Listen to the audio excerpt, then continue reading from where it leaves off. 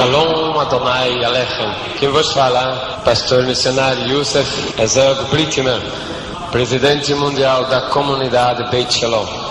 Vou relatar nesse momento a experiência que eu tive no dia 27 de abril de 1975. Experiência qual tocou profundamente na minha vida, profundamente na minha religião, profundamente na minha vida social em geral. Eu era uma pessoa que aos 10 anos de idade havia cruzado de América. Logo após passei por uma pobreza muito grande, mas pela misericórdia de Deus e o grande amor de Deus, Deus me deu uma posição social muito grande. Em 15 anos passei de mendigo para um industrial. Mas o plano de Deus na minha vida era outro, totalmente diferente. Eu que era praticante ortodoxo do judaísmo mais fechado e sem nenhuma abertura, Deus tinha um plano na minha vida. Esse plano que Deus tinha na minha vida não era plano de riqueza, não era o plano de posição social. Deus me fez subir no auge da glória financeira, mas também Ele me fez descer no baixo para que eu conhecesse o outro propósito que Ele tinha na minha vida. Desde o meu nascimento, eu fui uma pessoa problemática, problema de saúde envolvia-me, o coração. Durante muitos anos eu tive problemas gravíssimos do coração.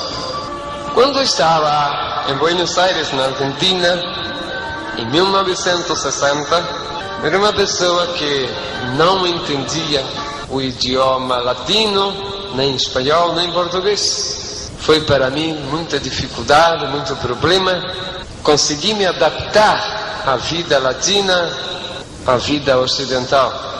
Mas, como um bom judeu ortodoxo, eu tinha certeza que o Senhor estava comigo, que Deus era Deus de Israel, era Deus do universo, era o Deus que não desamparava, que o meu povo, o povo judeu, tinha um Deus, e que nesse Deus nós devíamos confiar as 24 horas do dia. O propósito de Deus na minha vida foi muito além do imaginável e compreensível. Uma pessoa com um problema terrível do coração, que teve inumeráveis infartos de coração, mas que sempre conseguiu ultrapassar os limites da tolerância e vencer a enfermidade, talvez a demasiada fé no Deus de Israel. 27 de abril de 1975. Estava caminho à faculdade onde iria fazer uma tese sobre sismologia, porque em 74 eu me formei engenheiro civil. Estava fazendo uma pós-graduação. Era às 18 horas de aquele dia, frio, um pouco chuvoso. A cidade de Buenos Aires estava nublada e já se fazia noite naquele inverno argentino do mês de abril. Cruzando a Avenida da Liberdade, uma avenida muito comprida, no meio daquela avenida eu senti o que sempre havia sentido durante os meus 25 anos de vida: problema no coração de novo. Senti a pontada, levei a mão ao peito, senti uma outra pontada mais forte, me curvei o corpo e senti que as minhas forças foram saindo e ali caí totalmente no chão. Vi quando os carros frearam e tudo sumiu, tudo desapareceu. Senti que eu estava entrando para dentro do meu corpo. Demorou pouco instante, eu comecei a passar por uma experiência que verdadeiramente marcou muito na minha vida, a experiência da morte. O corpo começou a ficar adormecido. A morte em si não dói. A pessoa entra numa espécie de um transe. E ali estava eu passando a experiência da morte. Senti quando de repente comecei a sair para fora, só que estava saindo para fora do meu próprio corpo. Pela primeira vez eu vi o meu rosto e o meu corpo sem ser no espelho. Tive a experiência do espírito saindo da matéria. Tive a experiência da pós-morte. Se até ali tinha alguma dúvida sobre o que acontecerá depois da morte, ali já não tinha mais dúvida. Depois da morte, há vida. E é uma vida muito misteriosa, muito interessante. A uma altura mais ou menos de uns 2 metros, 2,5, o meu espírito parou, fiquei vendo o meu corpo e comecei a ter, a partir daquele momento, experiências extranaturais, sobrenaturais. Porque eu via tudo ao redor. E espírito vê espírito. Eu estava no espírito e via outros espíritos. Mas não espírito de gente que morre. Via espíritos de exército celeste e espírito de exército do inferno. Uma constante guerra entre o espírito do bem, os anjos celestes, e o espírito do mal, os demônios. Não vi nenhum espírito de morto. E ali estava preocupado, porque havia caído a minha carteira com as documentações. Eu estava preocupado e então comecei a gritar para que aqueles que estavam cerca pegassem a minha carteira, pegassem os meus documentos, motivo que havia $15 mil dentro da carteira e eu tinha medo que fosse roubado, porque mesmo depois da morte, o amor ao dinheiro o judeu não deixa. Foi uma experiência maravilhosa. Na faculdade a gente aprende ou a negar a Deus, ou então aprende coisas totalmente fora dos planos de Deus.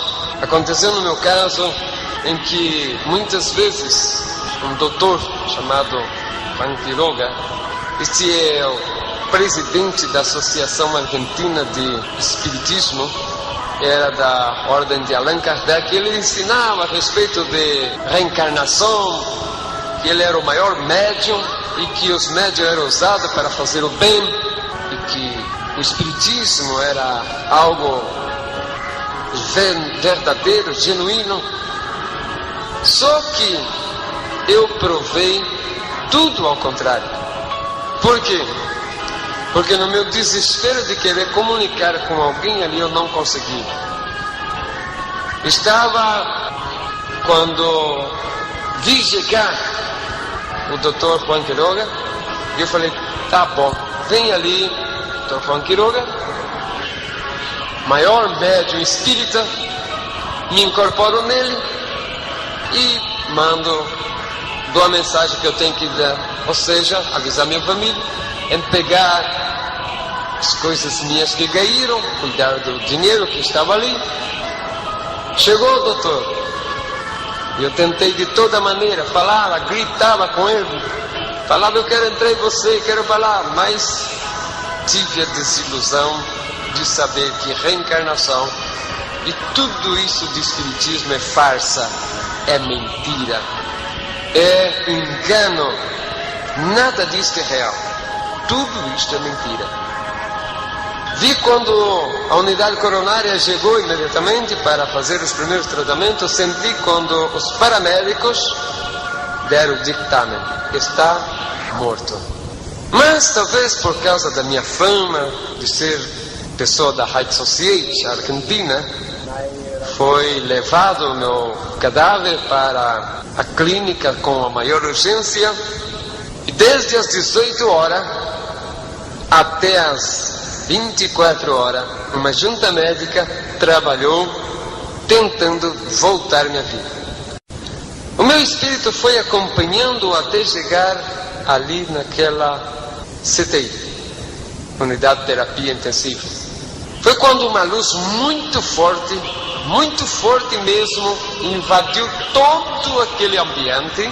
De repente eu senti que estava sendo puxado por uma força muito grande, e por um espaço de tempo, não sei o que aconteceu, não sei explicar. Sei que enquanto eu estava viajando para algum lugar, que logo após eu fui descobrir onde era, enquanto isto, o chefe da junta médica, às 24 horas, ou seja, meia-noite, já não havia mais nada que fazer. Foi morte irreversível. Mas Deus havia preparado tudo muito bem preparado. Primeiro, Deus preparou um médico, chefe daquela equipe, que conhecesse as costumes e tradições dos judeus ortodoxos. Chegando ao chefe do necrotério, falou: esse cadáver, prepara-lo e não precisa pôr na geleira. Leva para o necrotério, deixa-o ali, porque é cadáver de um judeu ortodoxo e esse povo enterra os seus mortos antes de 7 horas depois de morto. Aproveitou ele para fazer o chamado aos meus povo para avisar que eu tinha morto indefetivelmente. Mas aconteceu que Deus havia preparado muito bem tudo. Era nesse dia 27 de abril, dia de Erev Pesach. O dia 28 seria Pesach, ou seja, 2 dias santos judeus chamados Yom Tov. E nesses dias judeu não toca cadáver. Coincidentemente, o Pesach daquele dia 28 combinou com a Páscoa do dia 29, portanto, era feriado cristão. E durante 3 dias eu não fui enterrado, porque judeu não podia tocar cadáver durante o tempo das suas festas. E o terceiro dia era feriado cristão, e cemitério judeu não é aberto nesse dia, porque quem trabalha são só gentios. Portanto, os judeus falaram: ele já está na geleira, vamos esperar passar o feriado, passar os dias santos, logo após nós fazemos o enterro. Ali ficou o meu cadáver, em um canto daquele necrotério. Um anjo do Senhor estava guardando. Muitas pessoas perguntam: como pode ser que esse homem passou 70 horas morto, não apodreceu e ninguém deu conta daquilo? Primeiro, fazia muito frio, como disse, abril na Argentina, tempo de inverno e faz frio. Fazia mais ou menos 5 graus, portanto deu para conservar o corpo. Segunda, era o propósito de Deus. Terceiro, ninguém ia reparar por um cadáver a mais ou a menos em um necrotério municipal, onde todos os mortos da cidade e da região metropolitana são obrigados a passarem por ali primeiro, antes de ser liberado o corpo para enterro. Portanto, por lei legal e por lei divina, o meu corpo ficou ali, sem que ninguém tocasse. Muitos cadáveres entram ali por dia, 200, 300, 400, e ninguém vai se importar por um a mais ou um a menos que está encostado lá no campo. A parte, era propósito de Deus que eu permanecesse ali, intocável. Um anjo cobria enquanto eu estava viajando para algum lugar do infinito. Em um devido instante,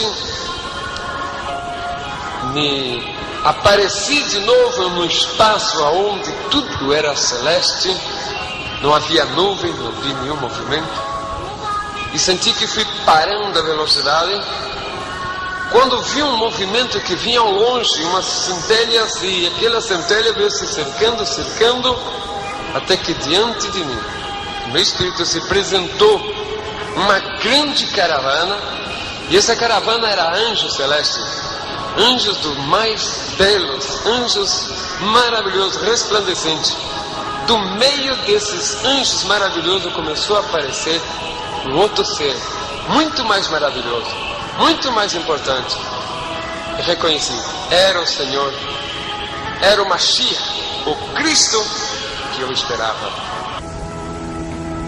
Sabia que era o Mashiach, posto que dentro das sinagogas, os rabinos nos falaram que o Mashiach viria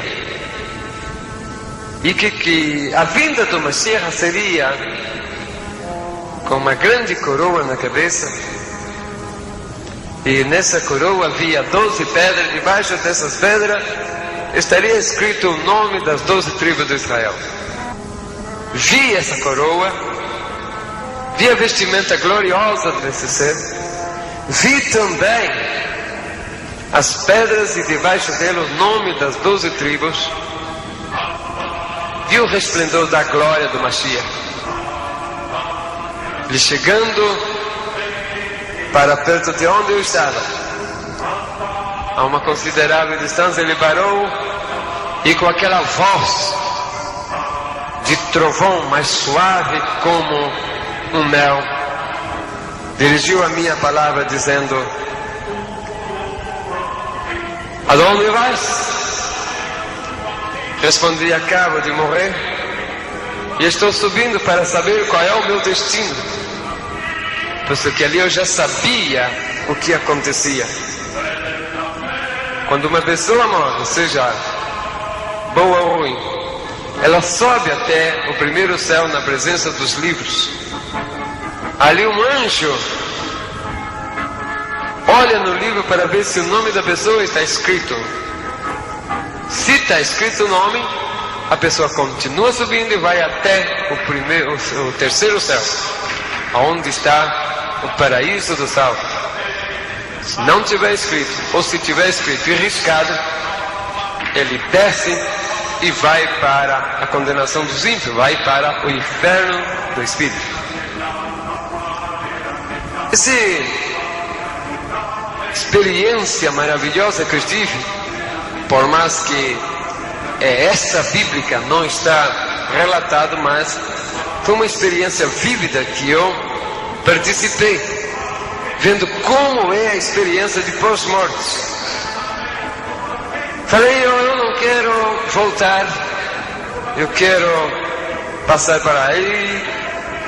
O Senhor falou: tu não podes passar para cá, porque se passar daí para cá, tu não podes voltar mais, e tu ainda é mortal.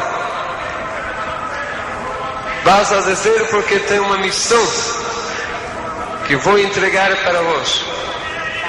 Se passar daí para cá, tu não podes voltar mais, passas a ser imortal. Descobri ali então que quem morre e chega a passar para o outro lado não volta mais para esse mundo.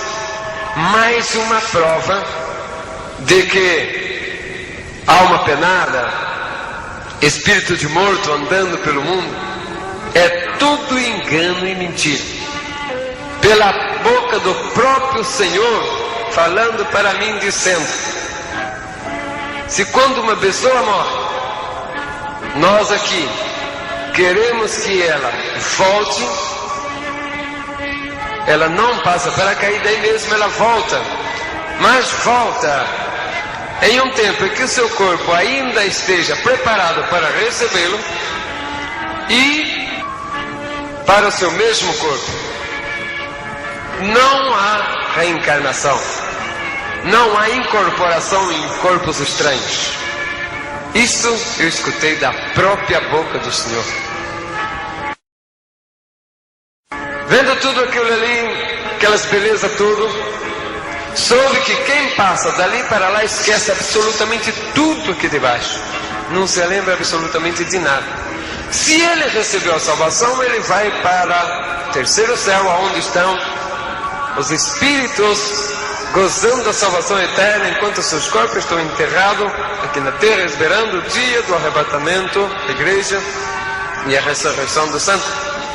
Se ele foi condenado, ele desce para o inferno, aonde o espírito do condenado já está sofrendo a condenação, o seu corpo enterrado aqui, esperando o dia da ressurreição no juízo final, para passar para o outro inferno, que é o definitivo, ou de corpo e espírito, onde irá eternamente estar condenado. É o lago de fogo e enxofre. Vendo tudo aquilo, mesmo assim eu tentei ficar por ali, mas não houve maneira. O anjo falou: baixe, porque tem uma grande missão para fazer. Por um espaço de momento eu vi que aquela luz que me havia tirado daqui voltou e começou de novo aquele grande claridom. Naquele momento, sim, o meu espírito se entristeceu, porque eu não queria mais voltar. Mas não teve maneira. O anjo, ou seja, o Senhor mandou voltar sem conversa e tive que voltar mesmo. Enquanto aquela força foi me puxando de novo para trás, vi o Senhor ficando atrás daquela caravana de anjos, no esplendor daquela maravilhosa visão. E de novo, por um espaço de tempo, não sei explicar o que aconteceu. Só sei que era já bem tarde, quando eu aparecia dentro do necrotério. Sabia onde estava o meu cadáver e fui vendo tudo aquilo, o espírito, até que ele foi chegando e foi descendo até encostar onde era o meu cadáver. Ali eu senti um grande desespero, uma grande angústia, porque eu não queria mais voltar à vida, porque é maravilhoso demais o outro lado da vida. Naquela angústia, naquele desespero, não teve jeito, não houve maneira de ficar. Tive que voltar mesmo, por ordem divina, para cumprir uma missão evangélica que o Senhor iria dar depois. Passei a experiência gloriosa da ressurreição, assim como Lázaro, assim como o filho da sunamita, e como de muitos que morreram, mas que Deus quis mandar voltar e voltou.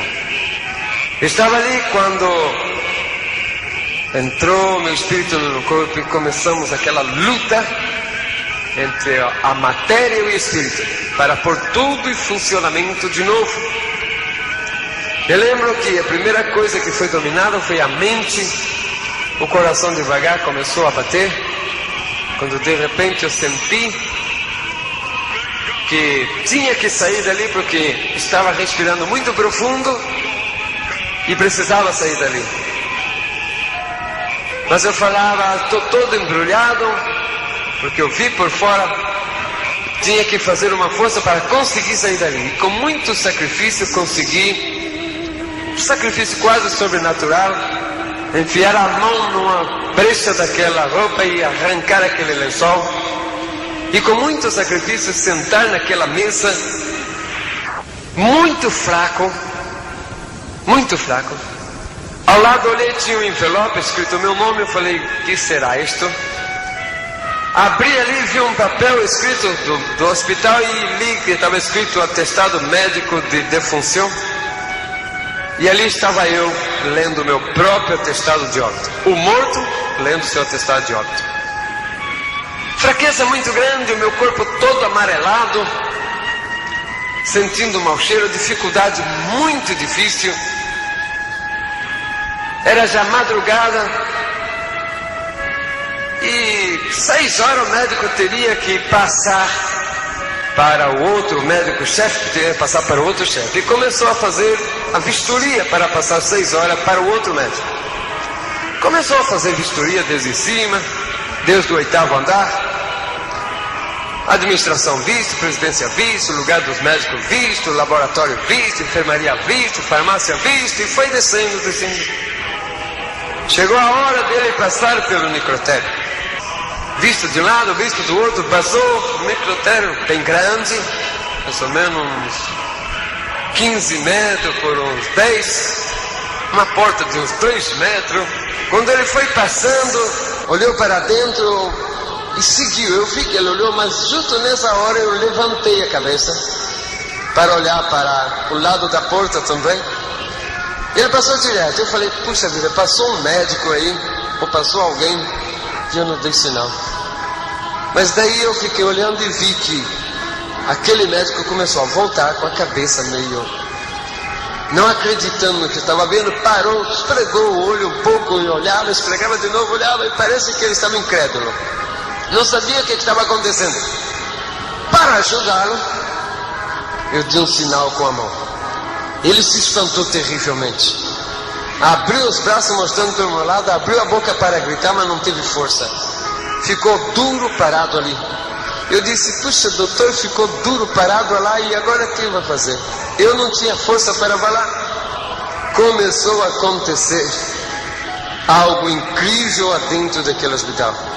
Aquele doutor pobre ali parado, mumificado de tanto susto, medo, não sei o quê.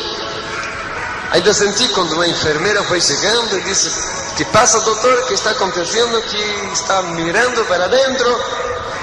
E ela chegou na porta, olhou para dentro. E eu dei um tchauzinho com a mão para ela.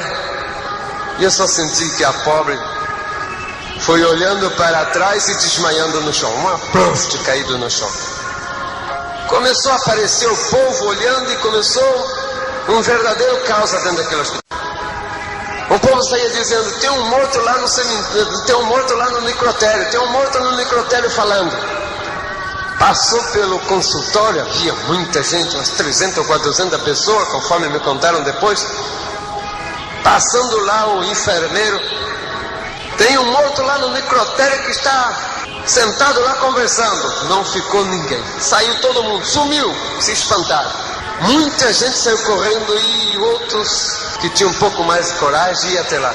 Começou a montar aquele monte de gente ali perto, olhando para ali, aí eu totalmente parado, aquela cor de defunto ainda, respirando com muita dificuldade, muita gente encostado lá no porta, e a notícia correndo por todo lado.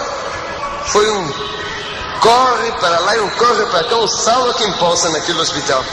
Por todo lugar ia falando, passava pelo lugar onde estavam os internados, tem um morto sentado lá no necrotério. Até os que estavam internados levantavam da cama, muitos deles com o soro saíram, quero ir lá ver, quero ir lá ver. E foi amontoando, médico, enfermeiros, doentes, todo lá na porta. Mas ninguém tinha coragem de chegar até onde estava, ficava só lá longe na porta. O mais interessante que aconteceu é que todo mundo naquele espanto, naquele medo, lá pelo 7º andar tinha uma pessoa que estava paralítica, já há um ano e pouco, que tinha caído do andame, tinha ficado paralítico, estava em cadeira de roda. Chegou a notícia, tem um morto lá no necrotério e que está falando, ele, isso é mentira, isso é boneco de cera, não acredita nisto. Eu vou lá ver. E desceu, ele teve mais coragem, porque foi descendo e foi devagarzinho, chegando até onde eu estava. Chegando lá, ele ria, aquela risadinha dele de não acreditar. O povo muito espantado, mas ele não acreditava. Alguns que estavam de longe também não acreditavam, mas não tinha coragem de chegar perto. Ele foi chegando perto, na cadeira de rodas, sem mais coragem. Começou a dar volta, redonda, umas 2 ou 3 voltas, e rindo, fizeram o boneco de cera tão bem feito. Mas eu já estava com meu olho já há muito tempo parado, não tinha força para fazer nenhum movimento, já estava embasado. Eu, naquela hora, fechar os olhos um pouco para lubrificar os olhos, já estava ardendo. Foi justo quando ele ia abaçando que eu pisquei o olho. E ele viu e se assustou. Na hora trocou-lhe a cor, ele ficou espantado, virou a cadeira de novo, veio para bem debaixo de onde eu estava, olhou e perguntou para mim, você está vivo mesmo? E eu balancei a cabeça, fazendo o sinal de que sim, falei, tô. Naquele momento, o pobre do homem ficou assustado demais. Nisso que ele tinha entrado, ele segurou a roda, e junto com a roda ele segurou o freio da roda. E ficou travado. Naquilo que eu falei, estou, ele virou no maior desespero, todo assustado, boca aberta, olho muito arregalado, e foi querer fugir, mas não tinha jeito. Ele empurrava a cadeira e a cadeira estava travada. Eu falei, meu Deus, agora o homem pobrecinho está cadeira travada, ele está assustado, que me viu eu aqui desse jeito, está travado. Eu falei, vou ter que dar um jeito de avisá-lo. Vou ter que dar uma maneira de avisar a ele. E eu juntei muita força para tentar avisar a ele. Quando eu tinha bastante força, falei, agora. E quando eu fui fazer o sinal, que levei o braço para frente e falei, olha, eu queria falar para ele tirar o freio, abrir, soltar o freio. Ele se assustou demais. Naquilo que ele se assustou demais, naquele movimento, parece que ele pensou que eu ia em cima dele. Ele levantou da cadeira de roda e começou a andar. E eu falei, olha um paralítico andando, mas que coisa incrível, um paralítico andando. E eu que havia sido ressuscitado da morte depois de tantas horas, estava ali espantado de ver um paralítico andando. Quando o paralítico levantou e começou a correr, o povo que estava na porta, bom, todo mundo então, não ficou ninguém. Alguns disseram, não, um morto ressuscitado, falando já é muito, ainda mais paralítico andando, isso aqui já é demais. Não ficou ninguém ali, sumiu tudo. Demorou bastante tempo para que começasse a aparecer alguém de novo por ali. E eu já estava muito debilitado, mas começou a aparecer fotógrafo, repórter de todos os jornais. Mas não demorou pouco tempo, eu caí em estado de coma de novo, enquanto o hospital era um só caos, uma só bagunça.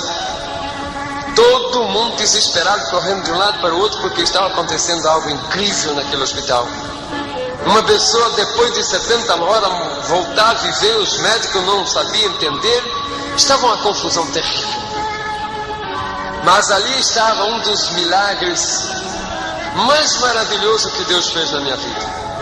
Depois de quase 70 horas morto, o Senhor me deu vida de novo. Para provar que o aguilhão da morte perdeu efeito a partir do momento em que Cristo morreu na cruz do Calvário. A partir desse momento, o aguilhão da morte já não tem mais valor, porque todo o poder foi entregue ao Senhor nos céus e na terra. E ali eu tive a experiência gloriosa da morte. Depois de vários dias em estado de comas, alguns meses depois, o doutor veio falar comigo e falou, Yusuf, você era para estar morto, debaixo de terra, já não era para sobrar mais nada. O que é que você, ou você é desse mundo, alguma coisa você tem que não é desse mundo. Eu falei, doutor, o senhor falou bem. Eu sou desse mundo, mas tem algo que pertence a esse mundo e ao universo. Quem me voltou à vida não foi a ciência, porque o senhor falou que a ciência chegou até o máximo limite, mas não pôde.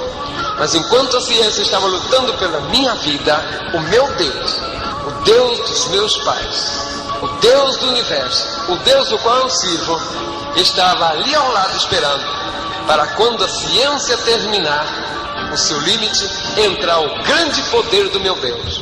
E com o grande poder do meu Deus, ele conseguir definitivamente anular o aguilhão da morte. O aguilhão da morte que veio, que me tocou, que me levou, que durante 70 horas ela teve a mim no seu domínio. Mas o que o aguilhão da morte não soube é que sobre ela há um outro poder superior.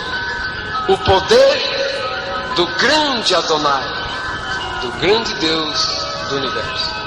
Baruch Atah Adonai. Este é o meu Deus.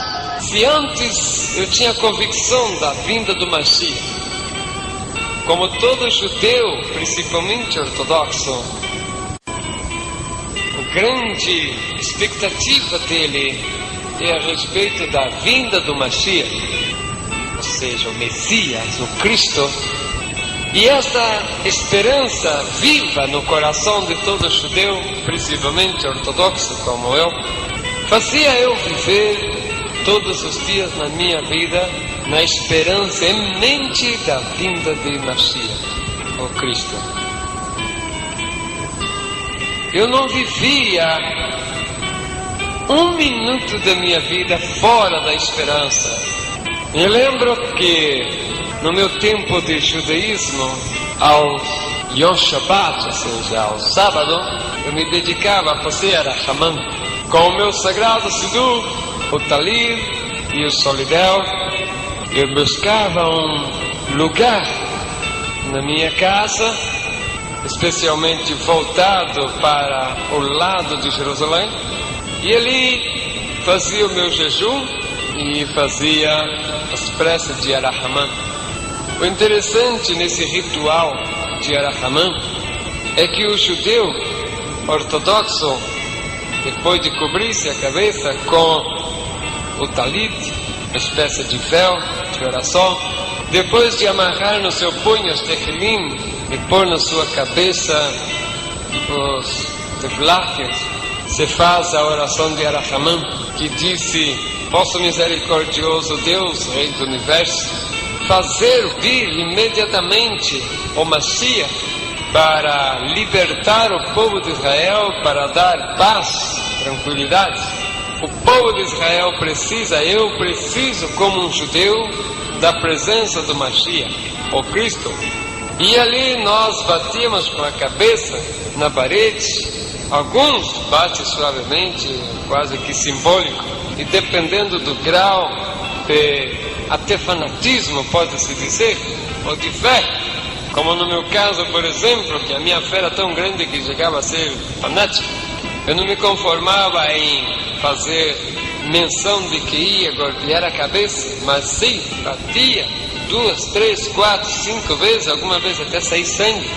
E ali, enquanto eu fazia eu falava: Senhor, assim como dói essas pancadas na minha cabeça, assim como esse sangue corre, assim dói com a dor do desespero o meu coração, esperando o Mashiach, o Cristo que tu não quer mandar. E ali nós fazíamos o Arahamã. O interessante é que jejum e esse sacrifício, implorando a Deus para mandar o Mashiach. E o mais importante é que eu chorava na esperança de Cristo. Mas eu não sabia que enquanto eu gritava chorando: Deus manda o Mashiach, Deus manda o Mashiach, ao meu lado alguém dizia: meu servo, já estou aqui. Mas a lei severa, as tradições judaicas, a cultura ortodoxa, os costumes, regras, o temor, o respeito, enfim, a escravidão da lei, me fazia eu ficar cego de não ver o Senhor já ao meu lado dizendo: eu já estou presente. Me fazia surdo a tal ponto de não ouvir a voz do meu Messias, do meu Cristo dizer: servo, já estou aqui a teu lado. Por incrível que pareça, eu sentia que alguma coisa muito de estranho acontecia na minha vida. Fui a descobrir depois que era o próprio anjo do Senhor que tentava quebrar a barreira, tentava quebrar a resistência que havia na minha vida judaica ortodoxa. Como judeu ortodoxo, eu era um bom praticante. E eu, em todos os rituais, fiel em todas as festas, fiéis ao meu Rebbe, fiel a tudo quanto diz respeito à cultura, tradição do meu povo. O Mashiach é a esperança de todo o povo judeu. Ele tem certeza que ele virá e que não vai demorar. Aconteceu nos dias de 78, 3 anos depois da minha morte e voltar à vida, conheci aqui hoje a minha esposa, Sara Kathleen Carlos, Sara Blitman, uma jovem que, como eu também, totalmente órfã de parentes. Ela ainda era muito jovencinha, contava com 13 anos, ainda incompleto, quando nos casamos. 2 judeus ortodoxos, ela ultra-ortodoxa, ou seja, muito mais severa do que eu. Foi um amor fulminante.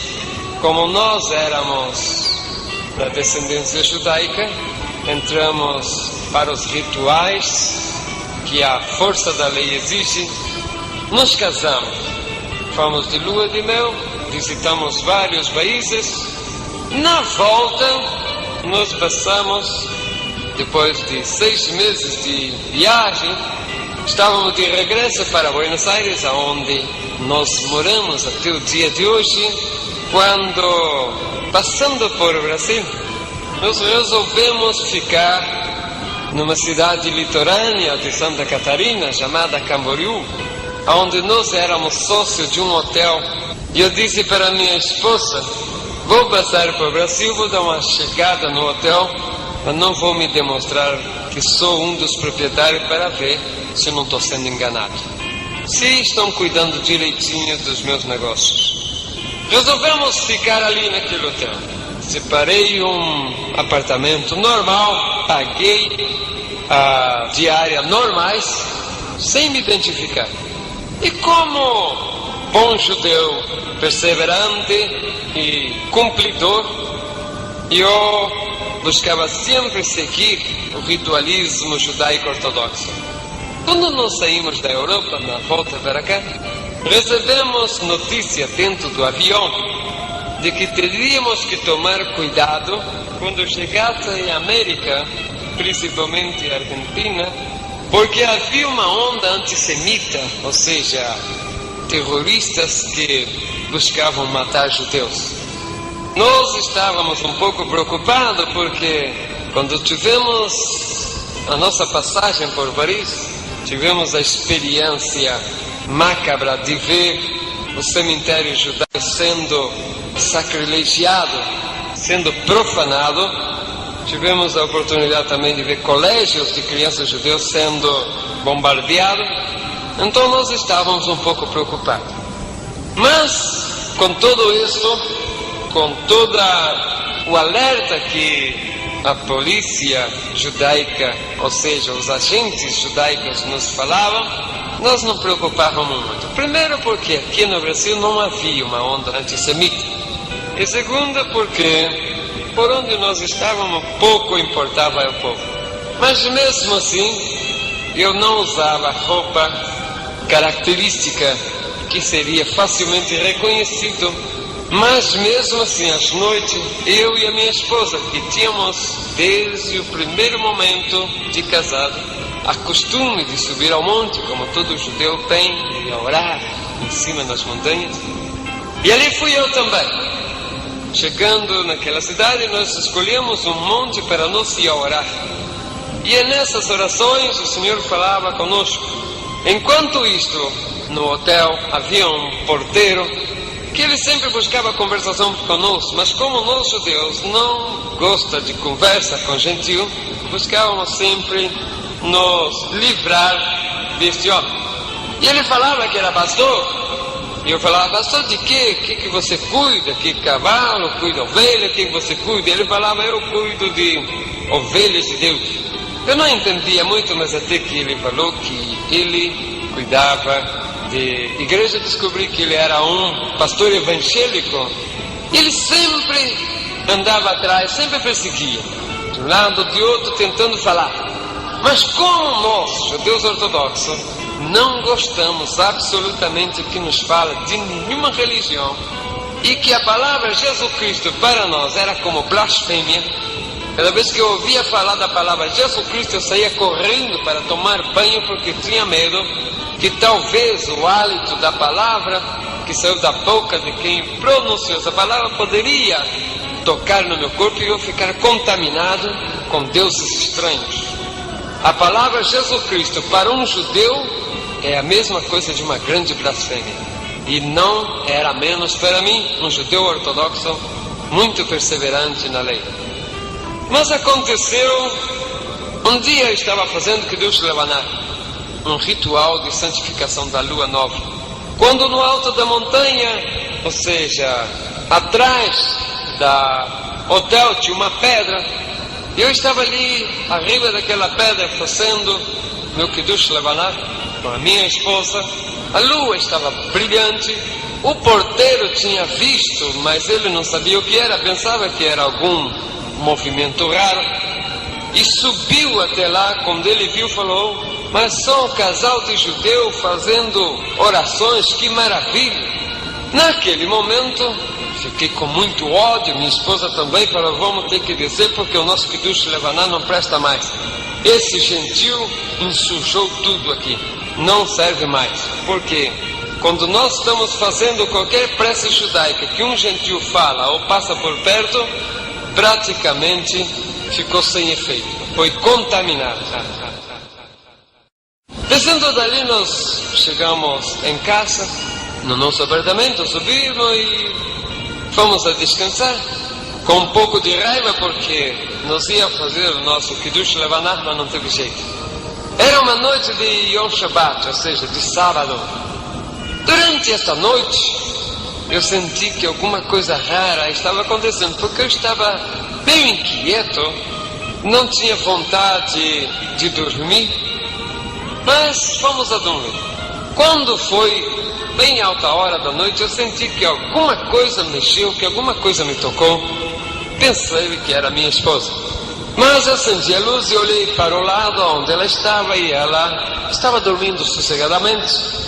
Como o judeu ortodoxo, as mulheres dormem separadas. São duas camas de solteiro, uma de um lado, outra do outro, mesmo quarto, mas a mulher de um lado, o homem do outro, em cama separada. E eu vi que ela estava dormindo sossegada. Falei, alguma coisa, não sei, deve ser que ter tocado alguma coisa aí, algum bicho. Voltei a dormir, mas não demorou pouco instante, de novo eu senti que alguma coisa estava me tocando. Nós havíamos dormido com luz apagada, porta fechada, janela toda trancada, quando de repente eu senti que novamente algo me tocou e eu me levantei. Quando eu me despertei, que eu levantei, o quarto onde eu estava, que era todo iluminado, ficou totalmente iluminado, e ali se apresentou um ser celeste. Era um anjo. E aquele anjo se apresentou ali. No momento me assustei um pouco, mas naquele momento ele começou a conversar comigo. E estava falando em Yiddish, dizendo, não te preocupes, porque eu venho aqui para conversar contigo. E eu falei, é um judeu, porque está falando em Yiddish. E então ali nós começamos a conversar, assunto da lei, coisa e outra, e eu falei, que maravilha. É um judeu. E eu fiquei contente, porque um judeu estava ali no meu quarto conversando comigo. Foi então quando aquele anjo que estava ali na minha frente, ou seja, eu não sabia que era um anjo, eu também não sabia o que era e estava preocupado. O que será isso que está acontecendo? Olhei para a porta e estava fechada, a janela também. Espantei daquele resplendor que havia estado ali naquele quarto, porque a luz estava apagada. Mas como eu já tinha tido experiência celeste, não fiquei muito espantado. Mas alguma coisa estava acontecendo ali. Comecei a inquisitar eu mesmo, o que é aquilo? Tinha medo de perguntar quem era aquele. Mas ele começou a estudar, ou seja, a falar para mim sobre a Torá, sobre os livros, e falou, vamos falar sobre a cultura do nosso povo. E nós começamos a conversar sobre o nosso povo, sobre a nossa cultura.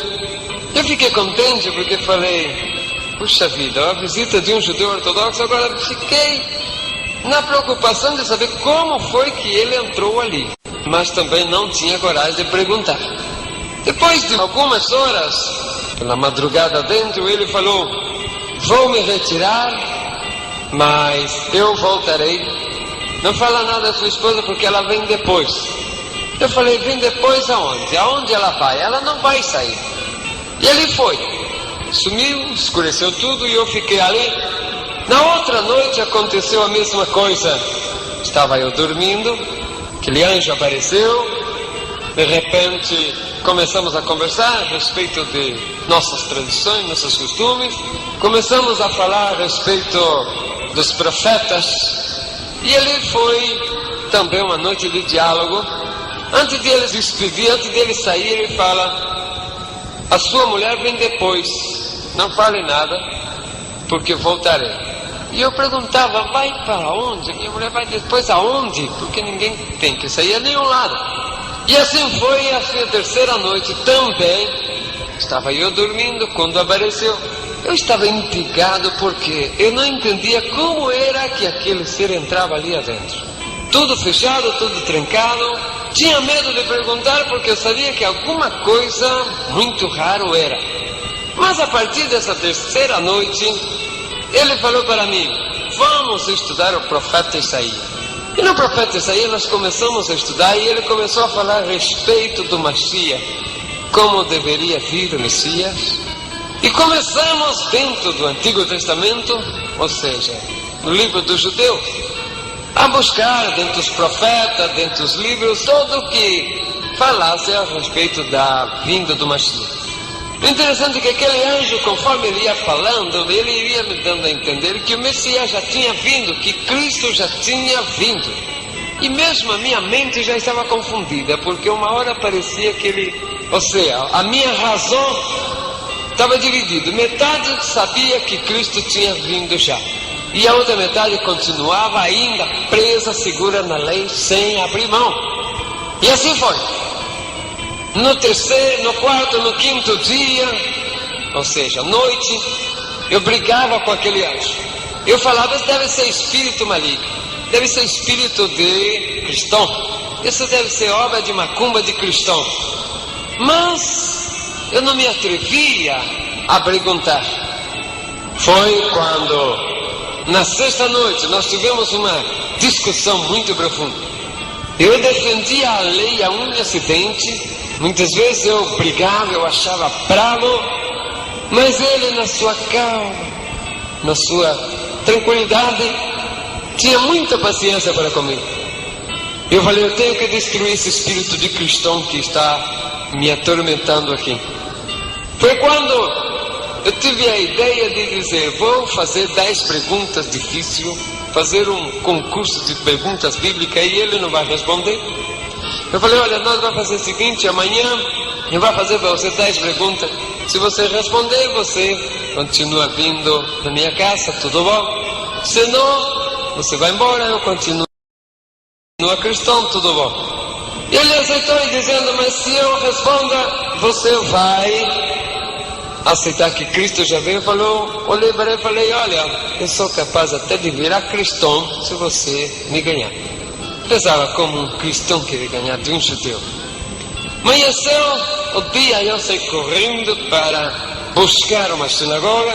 Descobri que São Paulo tinha rabinos ortodoxos e fui a ele e falei, rabino, tem uma cristão que toda noite entra na minha casa. E ele se assustou, disse, como você deixa cristão entrar dentro de sua casa?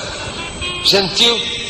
Eu falei, esse goi entra dentro da minha casa, mas eu não sei por onde ele entra, não sei como ele faz. E então contei para aquele rabino que eu fiz para ele. Ele falou, vamos fazer 10 perguntas difíceis. E ali o rabino formou 10 perguntas. E ele falou, olha, se é aquele povo cristão comum, esse não tem problema, esse que fuma, bebe, esse não tem problema porque esse não sabe por nada. Agora há um problema. Se for de uns cristãos fanáticos que andam a Bíblia abaixo do braço, esses são perigosos. Esse povo sabe demais. Mas ali eu falei, deve ser desses. Mas as 10 perguntas é, se ele responde sim, ele perde. Se ele responde não, ele também perde. Sai correndo de novo, volta para casa, pegar avião, volta para casa. Quando chega, foi dormir. Chegou a hora, já estava lá, eu esperando, acordei, o anjo já estava lá. Eu falei, está aqui, vai fazer 10 perguntas, você responde, se não responde, você vai embora. Lava a casa com creolina, purifica, casa que entrou goi. E aí então, você continua cristão. Primeira pergunta foi a seguinte, se você é Messias, será sumo sacerdote? Porque se ele respondesse não, ele ia perder, porque o Messias é sumo sacerdote.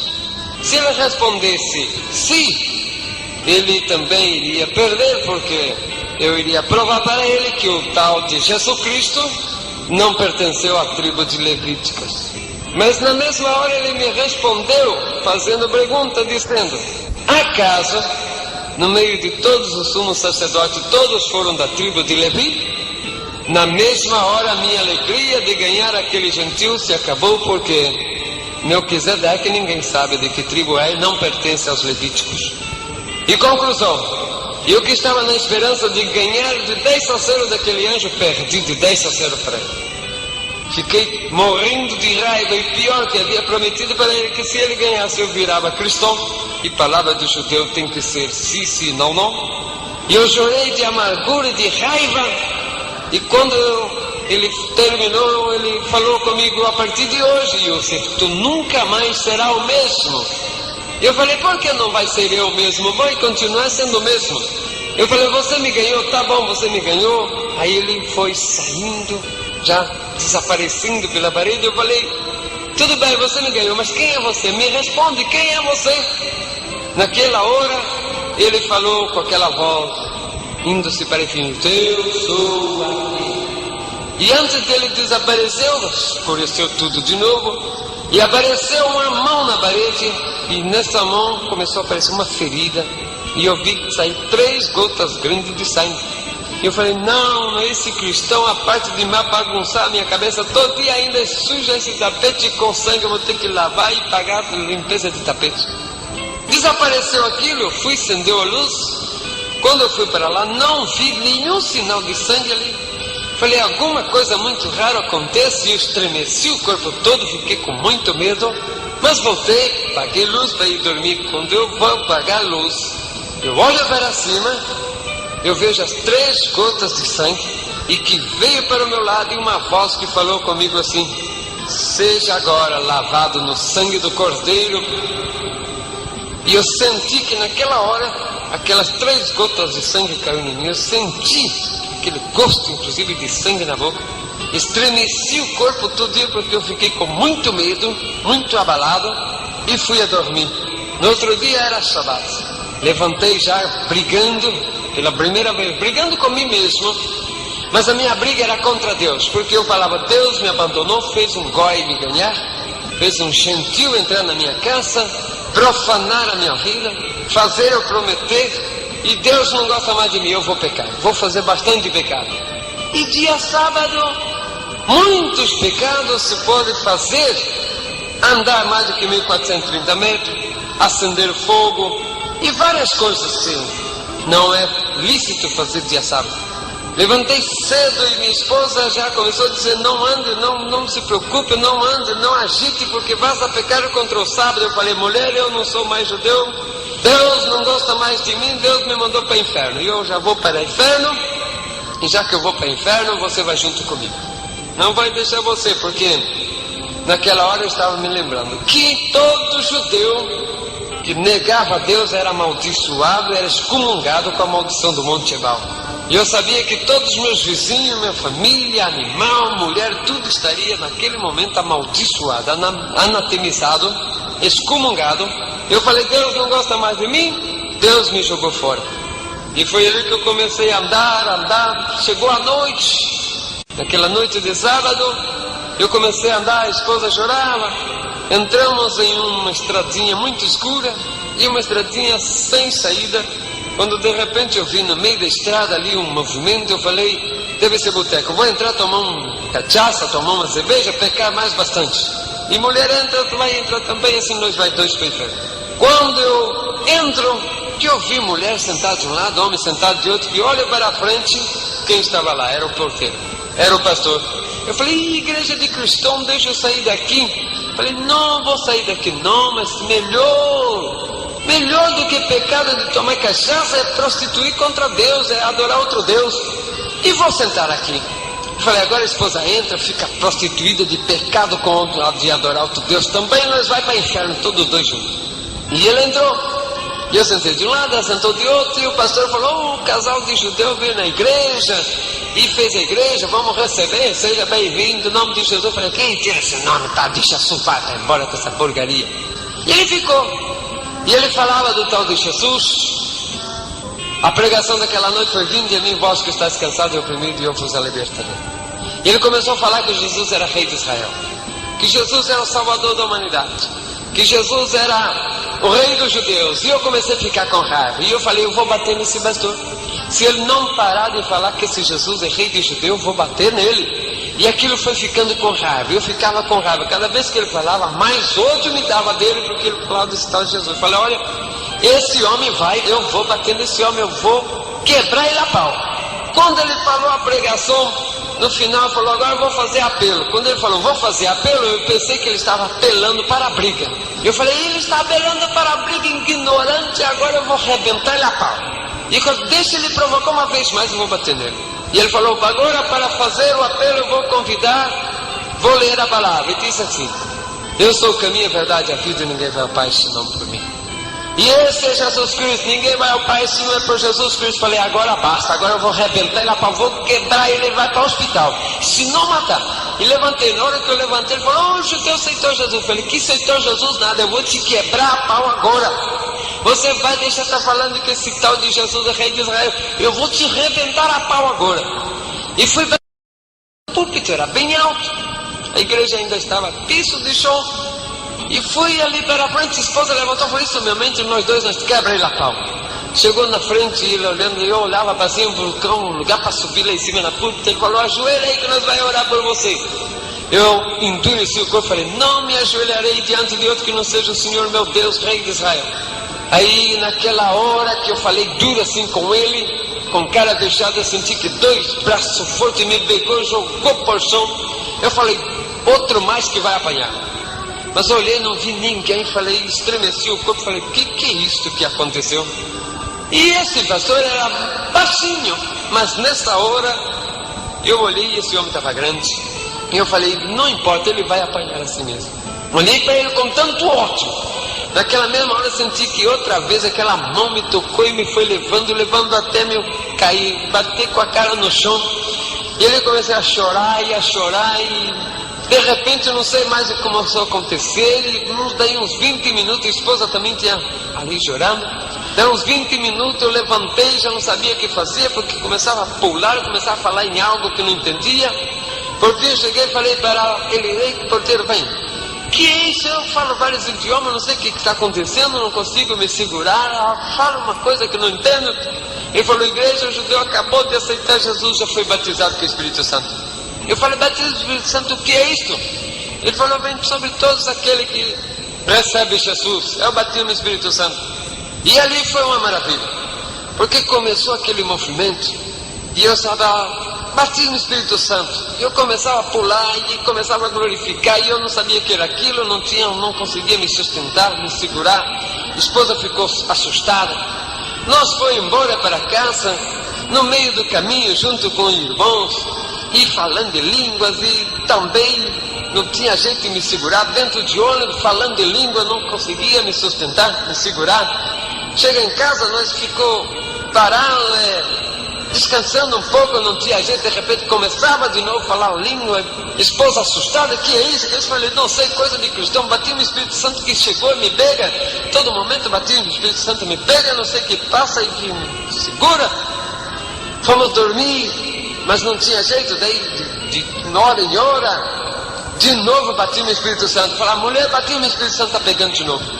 Está pegando de novo, e eu não estou aguentando. E já levantava falando de línguas, e aquilo já não me segurava mais.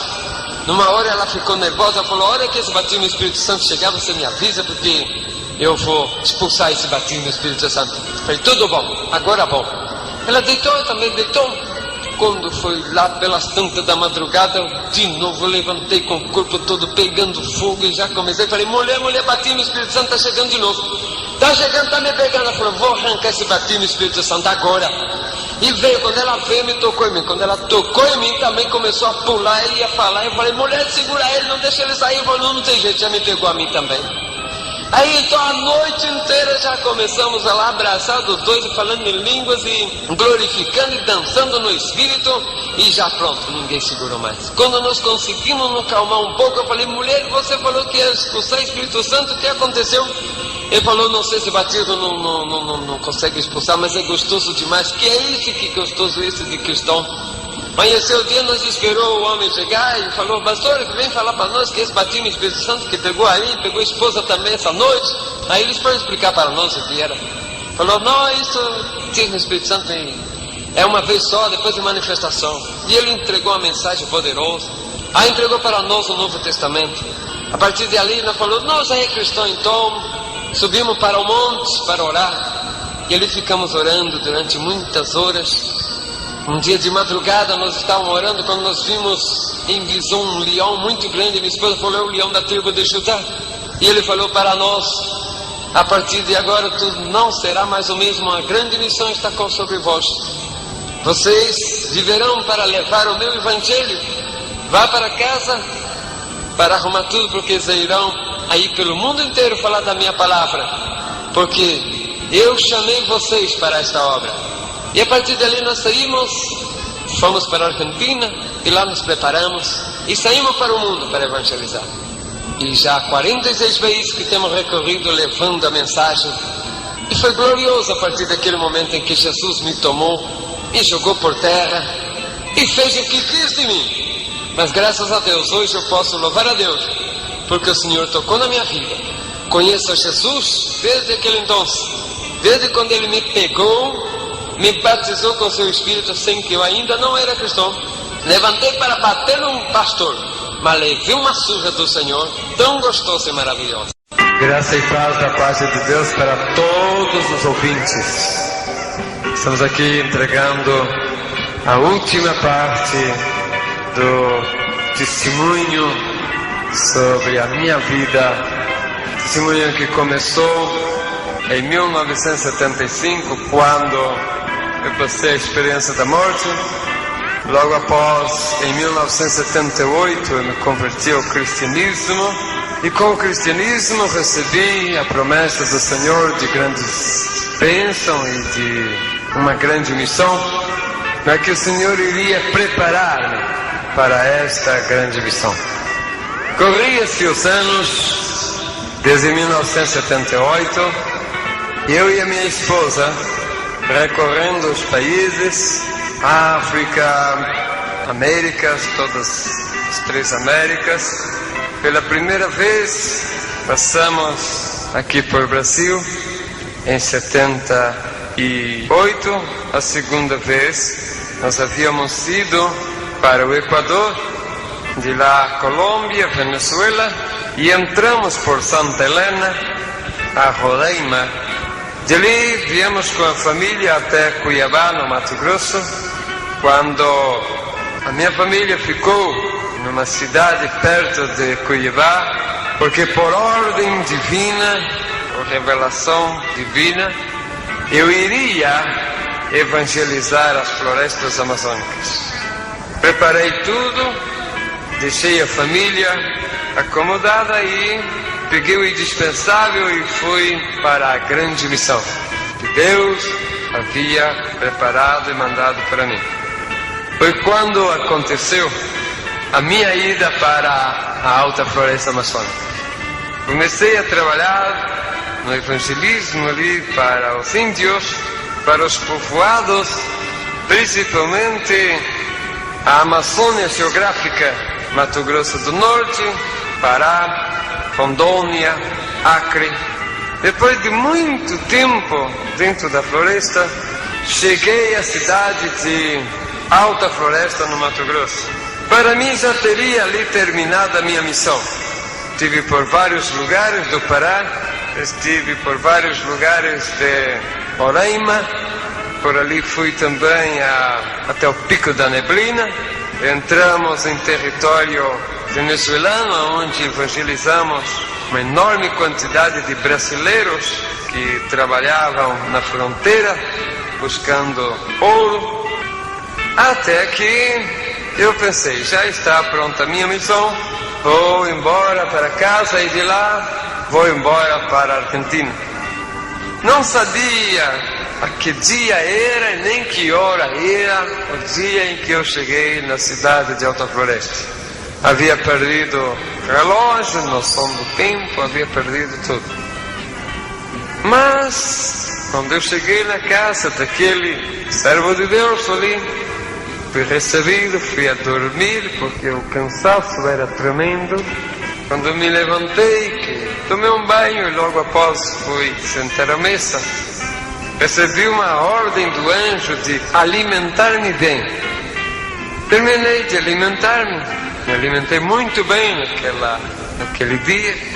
Me fui a recostar-me um pouco mais, quando o Senhor falou para mim, levanta-te, tome o caminho que vai para a terceira. A terceira é uma estrada que faz a circulação em toda a cidade de Alta Floresta. Conforme a voz do anjo, saí dali, me fui para naquele lugar aonde o anjo me havia falado, terceiro. Andando para a direção do que me pudesse vir, porque eu não sabia aonde estava indo, sabia que tinha que ir por ali. Quando eu cheguei em um lugar, o anjo falou, entra na floresta. Entrei dentro de uma floresta muito grande, encontrei naquela floresta uma grande árvore caída e subi ali naquela árvore e senti uma espécie de cansaço, mareo. Falei, meu Deus, é meu coração. E agora estou a 10 quilômetros da cidade, estou a 800 quilômetros da minha casa, vou morrer aqui, ninguém vai me encontrar no meio dessa floresta. Mas naquela hora eu escutei a voz dizendo, não tema, meu servo, porque não é o que tu estás pensando. Trouxe-vos até aqui para fazer uma viagem, enquanto estarás o teu corpo aqui a dormir, guardado por o anjo. Tu irás comigo visitar lugares aonde pouquíssimo tiveram o privilégio de ver maravilha maior, porque foste escolhido para ver essas coisas. O anjo falou, depois que você voltar, verdadeiramente você vai precisar de um coração novo, porque não vai resistir depois de ver o que tenho a mostrar-te. Mandou fechar o olho. Quando eu fechei os olhos, eu vi uma visão, uma mão vindo para o meu lado, e naquela mão havia um coração. E ele disse, receba um coração novo, para que quando voltes, resista o que vas a ver. E ele entrou. Eu senti que um coração novo entrou, porque eu senti a força de um coração novo. Foi naquele momento em que eu senti que estava indo para algum lugar, porque eu senti uma força me puxando, e era aquele anjo, porque ele disse, agora vamos. De repente eu me encontrei em um lugar onde na minha frente havia um grande muro. Olhando ao lado, eu vi mais 4 pessoas, isso que estou relatando para vós. Em algum lugar do mundo tem mais 4 pessoas falando a mesma coisa. Naquele grande muro tinha um portão, e foi se abrindo aquele grande portão, e apareceu um anjo, fez sinal para nós. Seguimos aquele anjo. Quando entramos em um túnel, uma espécie de um túnel, muito brilhante. Ao terminar de passar aquele túnel, nós estamos numa altura, e olhando para baixo nós vimos uma cidade imensamente grande. Não tinha fim essa cidade, nem para um lado nem para o outro ela tinha fim. Olhando para trás não vimos mais o muro, e tampouco não vimos mais o portão.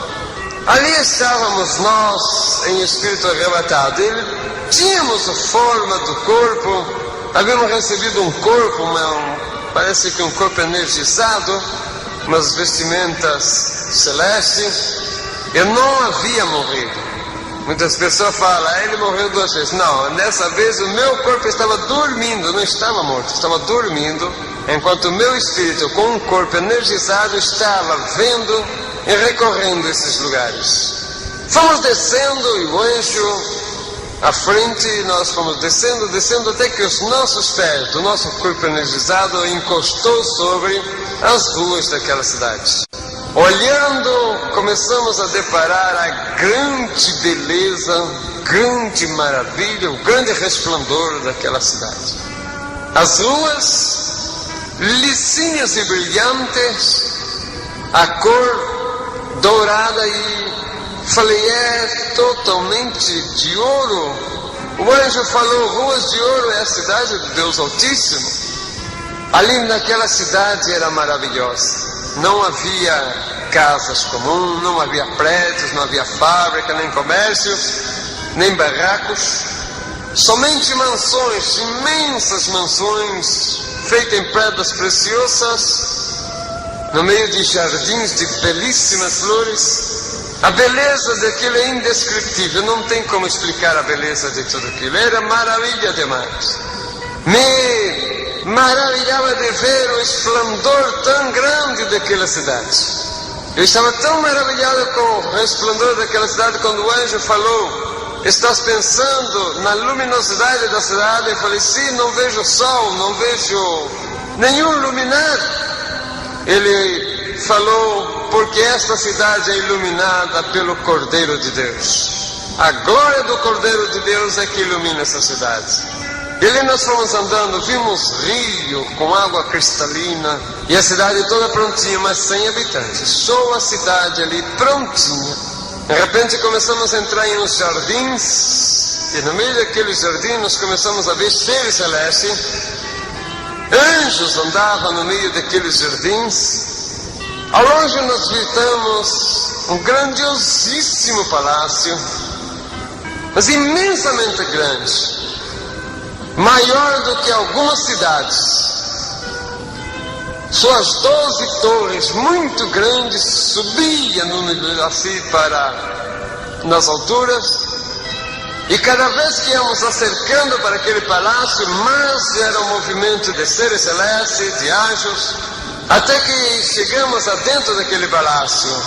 O movimento ali era muito grande. A beleza é indescritível. O luxo é indescritível. Não tem como explicar para você, meu ouvinte, a beleza de tudo aquilo ali.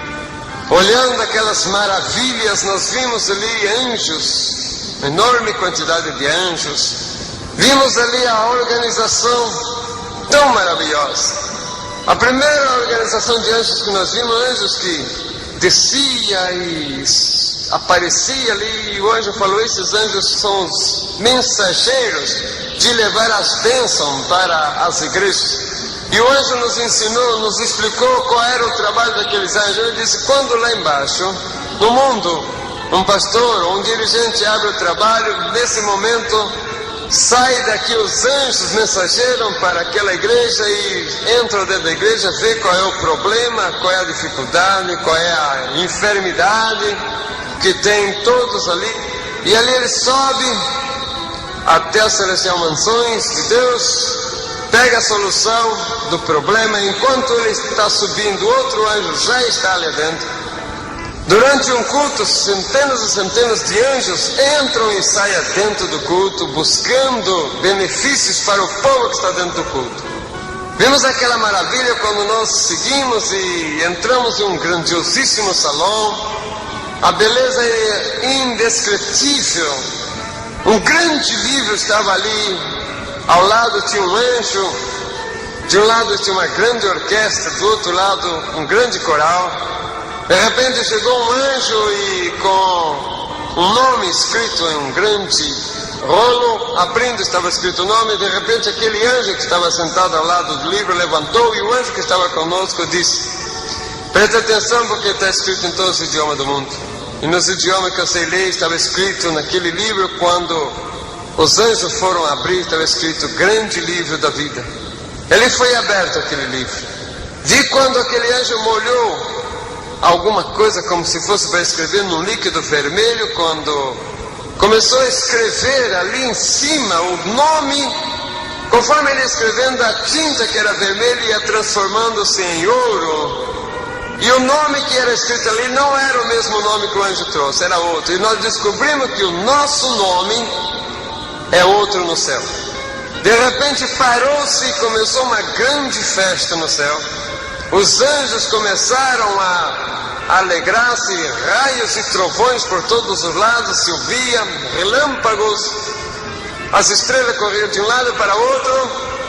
O coral e a orquestra celeste começou a tocar, e o anjo falou, vamos ter que parar porque no céu agora é festa.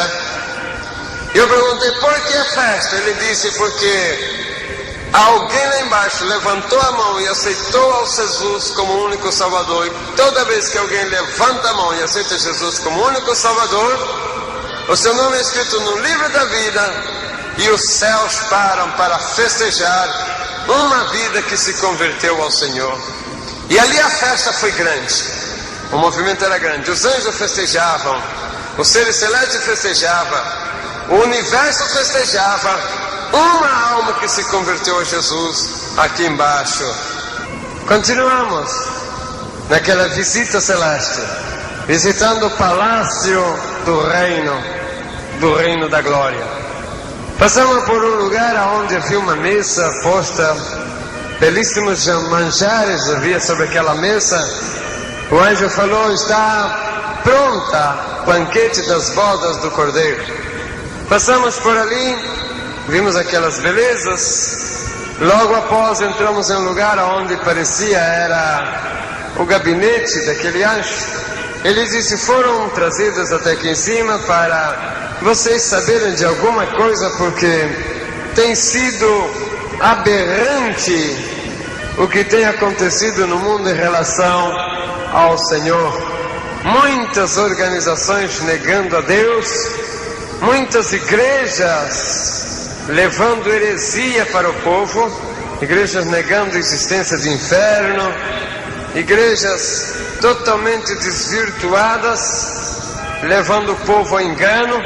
E não somente isso, como também organizações filosóficas, teosóficas, enganando tremendamente o povo, e o caos cada vez tremendo. Portanto, trouxemos-vos até aqui para saber de algumas coisas para vocês testemunhar lá embaixo.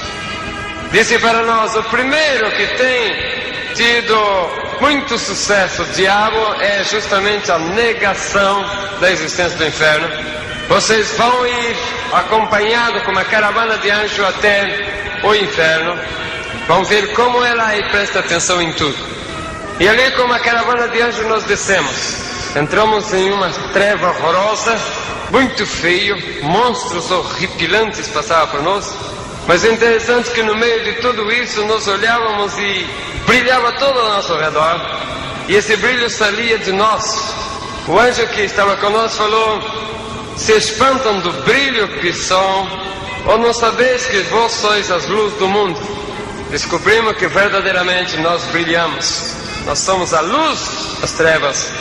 Depois de aquele espaço de tempo, chegamos a um lugar onde uma força invisível não permitia avançar mais. O anjo falou: daqui para lá vocês não podem passar, porque vocês ainda são mortais. Se passar para lá, não volta mais. Mais uma vez eu comprovei a mentira mundana a respeito de espírito de morto que anda por aqui e de reencarnação. Não existe. Isto é tudo invenção e falsidade. Mas estávamos ali, quando nós olhamos e vimos um lugar horripilante, horroroso.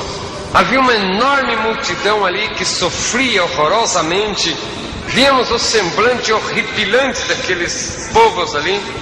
E o anjo falou, muito triste: esses são os espíritos daqueles que morreram, seus corpos estão enterrados lá em cima na terra. Os seus nomes não foram escritos no livro da vida, não foi encontrado escrito ali, portanto receberam a condenação e estão aqui. Este é o inferno espiritual. Daqui eles sairão para receber os seus corpos no dia do juízo final, para passar para o inferno de lago de fogo e enxofre, aonde serão atormentados eternamente. Esses perderam a salvação. Mas nós começamos a ouvir uns gritos muito mais horripilantes, e o anjo falou: vamos até lá, porque esses sofrem milhares de vezes mais do que esse. Começamos a ver uma multidão enorme de seres que sofriam muito mais horripilante do que aqueles que nós vimos para trás. Perguntamos ao anjo por que aquele sofrimento tão grande, maior do que os outros, e ele disse: porque esse lugar é o lugar reservado para os desviados. Aqui tem pastores que pecou ou teve problema e não soube levar a igreja e morreu e está aqui. Aqui tem jovens que cantavam no coral, cantavam no conjunto, se desviou, morreu desviado. Aqui tem jovem que saiu da igreja para namorar a moça do mundo, o moço do mundo, pensando que se casaria, depois os dois voltariam para a igreja. Não voltaram, morreu desviado e aqui está. Enfim, aqui é o lugar aonde termina todos aqueles que morrem desviados dos caminhos do Senhor. O sofrimento deles são terrivelmente pior. Não porque Deus castiga demais, é porque a consciência deles faz eles sofrerem muito mais. Ali nós vendo aquilo, nós saímos e de repente passamos em um lugar onde hoje falou: aqui é o complexo industrial do inferno. É aqui onde se produz todo tipo de coisas para levar lá para cima, para enganar o povo, até os crentes. Ali eu vi novo tipo de bebida, novo tipo de cigarro, revista pornográfica, livros indecentes e muitas coisas. Mas o mais terrível é o lugar que eu vi lá, que é especial para fabricar coisas para enganar crentes. Ali eu vi tipo de jogo como telecenas, como tipo de jogos assim, como videogames, e muitas coisas ali que atacam a juventude. Eu vi ali sendo feito coisas horrorosas, sendo feitas ali para enganar o povo aqui em cima, principalmente cristão.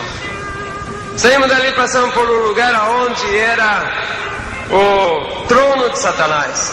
Quando eu cheguei ali, eu falei, eu conheço esse lugar, é conhecido, porque é a mesma coisa de entrar num centro de macumba. É tudo preto e vermelho, sentado em um lugar horroroso estava Satanás. A cor do seu corpo era uma cor rocheada, narizão comprido, olho como duas brasas, os dentes muito compridos, o seu semblante era horroroso, horripilante. A mente era preta e vermelha. De trás saía uma grande cobra muito grossa que passava por trás daquele trono dele e se transformava em 7 cabeças. O anjo falou para nós, são as 7 guias, 7 linhas do espiritismo.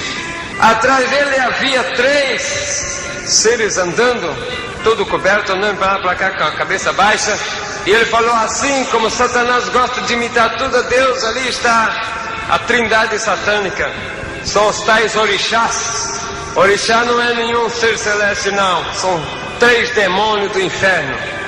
E ali eu vi aqueles orixás. Ao lado vi também 2 cachorros brigando. E um brigava e um puxava para um lado para o outro. De repente se transformaram em gente e se transformaram no corpo de 2 pessoas que viveu aqui na terra com o nome de Cosme e Damião. E um brigava porque brigava por um tal de caruru, por um tal de comida que fizeram aqui. Um falava, não, foi o Cosme que fez, outro, não, foi o Damião. De repente se transformaram em cachorro de novo. Portanto não são 2 santos, são 2 cachorros que moram no inferno e que vivem comendo as comidas que fazem para eles. Os demônios existem e eles comem tudo aquilo que os cavalos, que os adoradores deles fazem aqui. Nós vimos aquelas coisas horrorosas, nós vemos os demônios, pombagira, vários tipos de pombagira, inclusive pombagira gay, que leva o jovem para a prostituição masculina, e muitas coisas horrorosas e horripilantes nós vimos ali. Nós vimos o demônio do banheiro. Demônio de banheiro é aqueles que, quando começa um culto, ele vai lá para dentro do banheiro e de lá fica chamando quem está dentro da igreja. Fica chamando por fulano, fica chamando. E a pessoa está dentro da igreja, dá vontade de ir no banheiro, talvez não tem costume, talvez passa até dias sem ir no banheiro. Chega dentro da igreja, aquela maldita costume de ir para a igreja. É um demônio que está lá no banheiro chamando. Tem um demônio que é encarregado em fazer namoricos atrás da igreja. Jovem que vai para a igreja, fica atrás da igreja, fica lá da igreja, na frente, em namorico, em conversa. E muitos tipos de demônios eu via lá. Demônio que come finanças. Saímos dali, depois de ver tudo aquilo, saímos e muitas outras coisas vimos que não dá tempo, porque foi muita coisa que nós vimos. Na nossa vida nós passamos por um lugar onde o anjo falou que aquele era o 3º céu. E ali nós vemos um paraíso. Vimos ali um povo muito bem vestido, muito alegre, louvando e glorificando a Deus de todo instante e momento. Falei, e que esse povo que só falou, isso aqui estão os espíritos daqueles que morreram, seu nome foi escrito no livro da vida. Estavam ali, portanto eram salvos. Seus corpos estão lá na terra e eles estão aqui já gozando da vida eterna. São os santos do Senhor que no dia do Senhor irão ressuscitar e vir para a glória junto com os arrebatados. E nós vimos ali que maravilha é a vida daquele que passou para o Senhor. Descobrimos também que aqueles ali não têm mais contato com o mundo. Portanto é mentira que espírito de bom ou de ruim volta para o mundo. Continuando ali, fomos até ali de novo ao palácio. E o anjo falou, vocês foram ao teu inferno, viram como é, já viram pela cidade celeste também. Passaram no paraíso do salvo, viram tudo isso. é a prova de que tudo isso existe para vocês aplacarem a ira do diabo, que usando de heresia tenta desencaminhar o povo do verdadeiro caminho. Agora, antes de vocês voltarem para os seus corpos que estão dormindo na terra, vocês vão ter uma visão de como será o arrebatamento da igreja. De repente nós nos encontramos nas nuvens e havia uma grande multidão de anjos, um grande tapete, todo cheio de pedras preciosas, cor púrpura que vinha do infinito.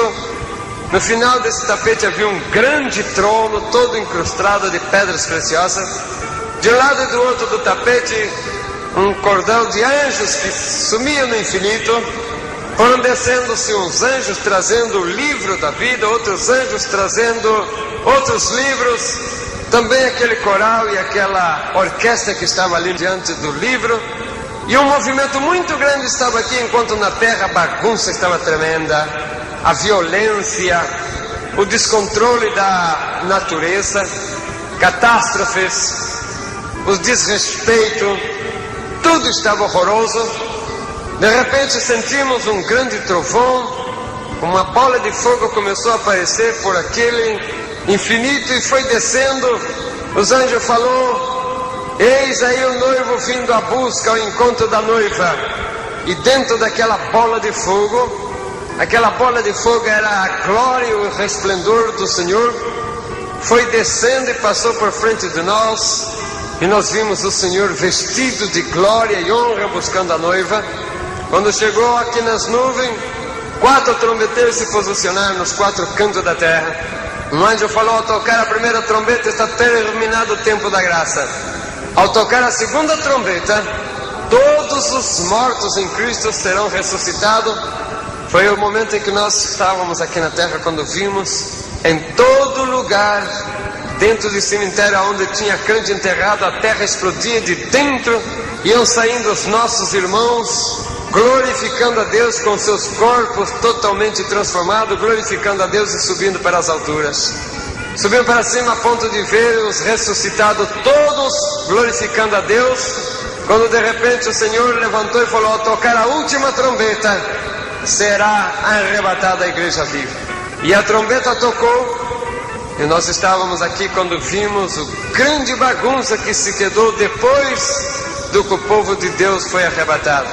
Uns corriam de um lado para o outro, as rádios, televisão, jornais não sabiam explicar, porque milhões e milhões de pessoas sumiam em vários lugares do mundo. Mas não demorou muito a entenderem que o grande acontecimento já tinha sido predito há milhares de anos. Era o arrebatamento da igreja, do povo de Deus. Os desviados e os que ficaram estavam desesperados, porque sabiam que tinham perdido a oportunidade. Nós vimos o grande caos que ficou quando ainda tivemos a oportunidade de ver em cadeia mundial de rádio e televisão um pronunciamento do anticristo tomando posição e dominando o mundo. Enquanto isso, nas nuvens, a multidão enorme dos arrebatados e dos ressuscitados glorificavam a Deus em uma só voz.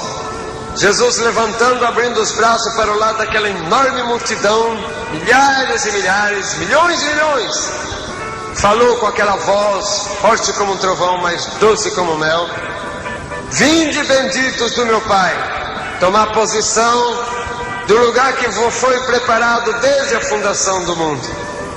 E ali então o povo todo glorificou a Deus de uma maneira muito grande. Relâmpagos cruzavam os céus, e ali em labareda de fogo fomos levados até o palácio, sentamos naquela mesa, e ali foi feita a última Santa Ceia, que era as bodas do Cordeiro.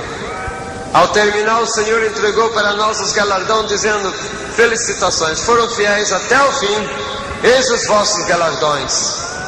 Um anjo foi cercando com uma chave e falou: eis a chave das vossas mansões, habite-a.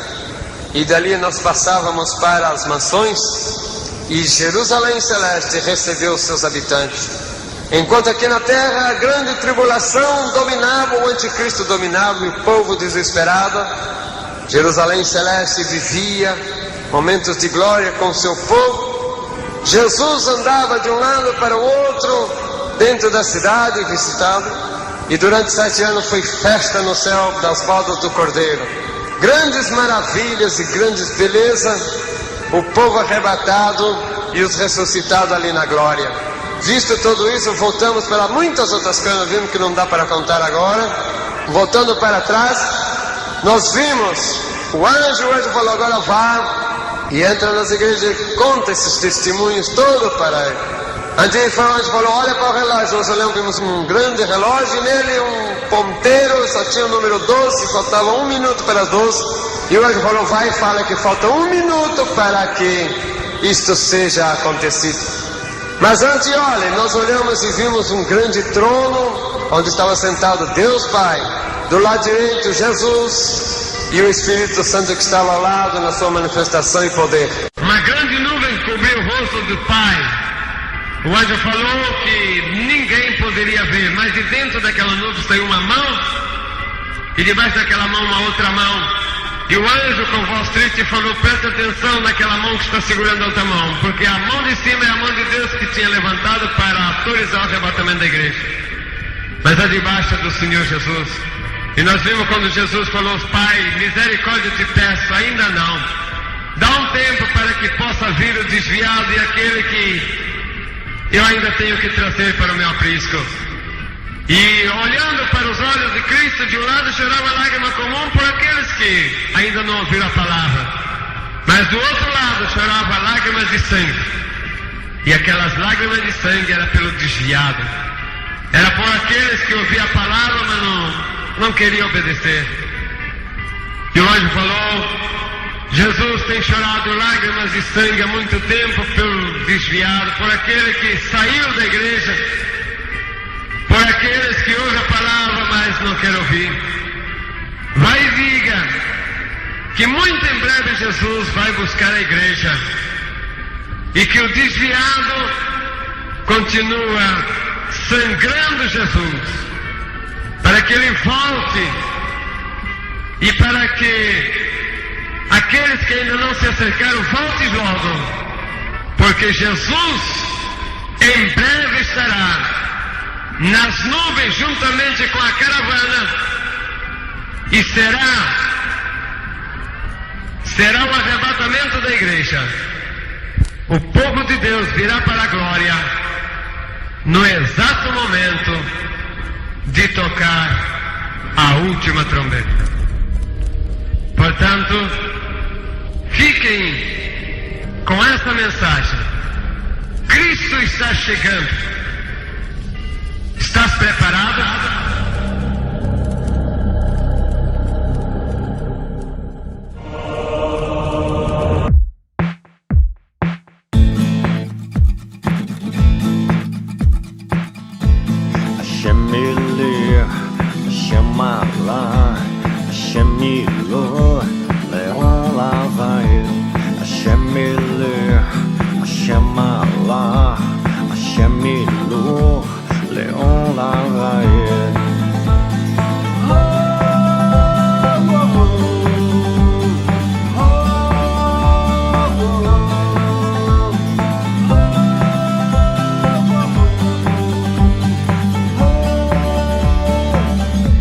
Louvamos ao Senhor, o Deus de Israel. Bendito seja Ele entre as nações. Tudo quanto tem fôlego, louve o seu nome, o seu nome.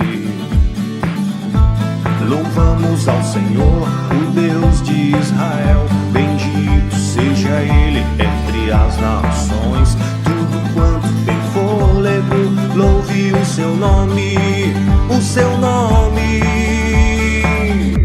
O eterno reina, o eterno reinou, o eterno reinará para todos sempre. O eterno reina, o eterno reinou, o eterno reinará para todos sempre.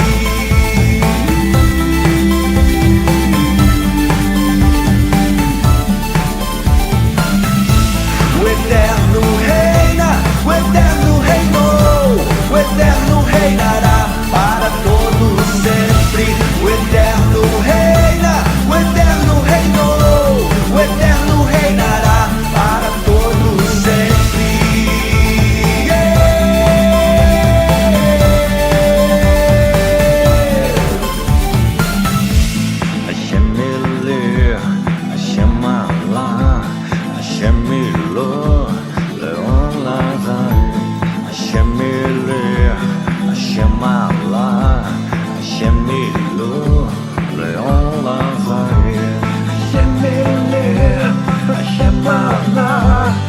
Danilo.